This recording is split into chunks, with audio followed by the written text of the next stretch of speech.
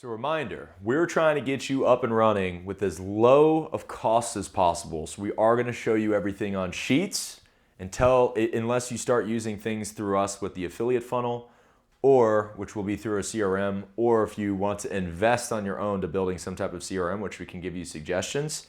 But this is more than fine. I want to reiterate, I've used this for like 4 or 5 years as I was building up the business and made millions of dollars doing it. This is going to be what's called a dip sheet or a deals in process sheet. So once you get an application, you're going to have to track what's taking place with that particular deal. The first thing that we want to put in mind is the EIN. So we're going to actually copy and paste the EIN from the application and put it in that first column. This to us is going to be a unique identifying factor that's going to be able to have you reference back to the deal if you've submitted it more than once. For example, if you have a merchant that's submitted multiple times and you accidentally put in the incorrect deal name, and maybe there's an apostrophe or a space in the wrong place, referencing to the EIN number will help you understand if you've seen that deal more than once. The next column is going to be deal name. So you're simply going to type out the name of the deal. I have multiple locations, I have multiple reps, and I have multiple teams. For you, it will most likely just be your name and/or rep name if you have more than one person working with you.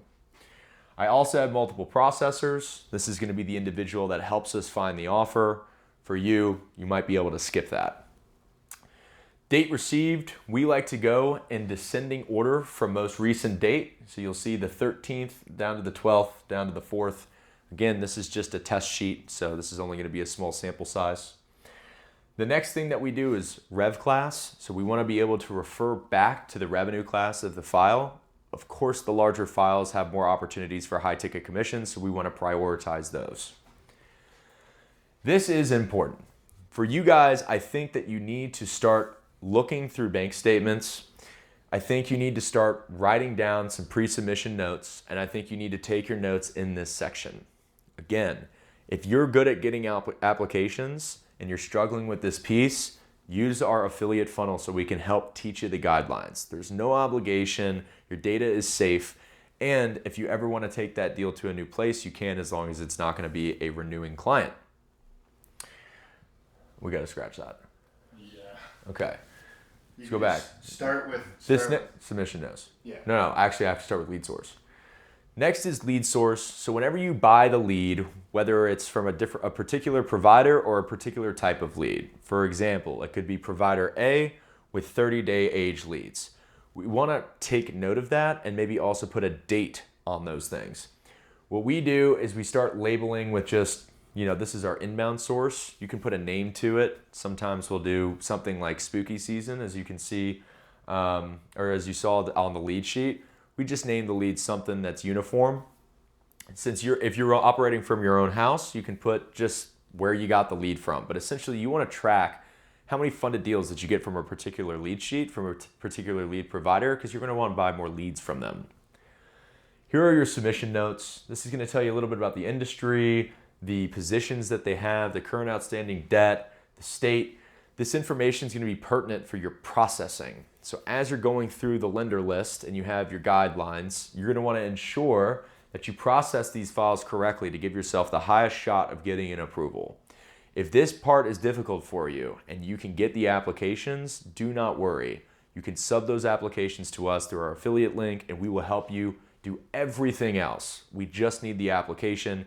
As you become more comfortable with this process, you can use this as a crutch until you get there, but then you can break off and do what you need to do on your own.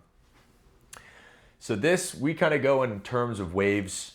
This is subjective. You can either put them all in just one spot, or you can do several different waves. The way we kind of operate is this is the first wave of funders that we went to. We wait for responses to come back, and then within 2 or 3 days, we might go to second, third, or fourth wave. And these are all lenders that you guys can reach out to on your own. Keep in mind, if they're not on my cheat sheet, I've not told them about you yet. So, you're more than welcome to drop my name. But at the same time, you might have to be doing a little bit more sales on your own to sign them up. And some of them do have different requirements in terms of insurance and other things. But feel free to take note of those. On this first deal on line item 8, you're seeing that we had 1, 2, 3, 4 offers. The response For the declines was OL, which means over leveraged. It's shorthand. You can feel free to use that as much as you want, or use whatever acronyms you want, or write them all the way out. It's your form of staying organized. We're just kind of giving you the framework of what we use, or what we used. But now you have 4 different offers, and you get to select the best offer. Side note, the best offer isn't always the highest funding amount. You do need to rank the amount of commission you're getting paid, the term, and other characteristics of the deal. Line item 9, you see a couple different offers. You see, as we started to shop this file out, we got more offers. And sometimes if we get a lot of offers, then we'll shop up a tier. So maybe we started in tier 3, we want to go up to tier 2 to get longer terms or more money. Maybe we started in tier 3 and we're getting a lot of declines, and we're going to go down a tier because they have something that's affecting them negatively from background or whatever it could be. Number 10, it looks like we only got 1 offer. It looks like we did not resub this back out. That means that offer was either funded or the client just didn't end up being a qualified borrower within the buying window to take this particular type of product. So this is a good way to stay organized. You see we have 1st through 4th wave submissions. Again, you can put them all in one column. We just kind of like to know this is the first 3 to 6 lenders that we sent to, and then it keeps going down the line. Every couple of days we'll reprocess them. I do recommend to keeping your waves of submissions to no longer than 6 places. With anything, your data is important, and we don't want to just send your data out to anyone and everyone, because there is opportunities that data can be called again by the lender if after 30 days the deal does not get funded. So we do want to keep that high and tight. We really want to be as intentional as possible with getting that offer the first time.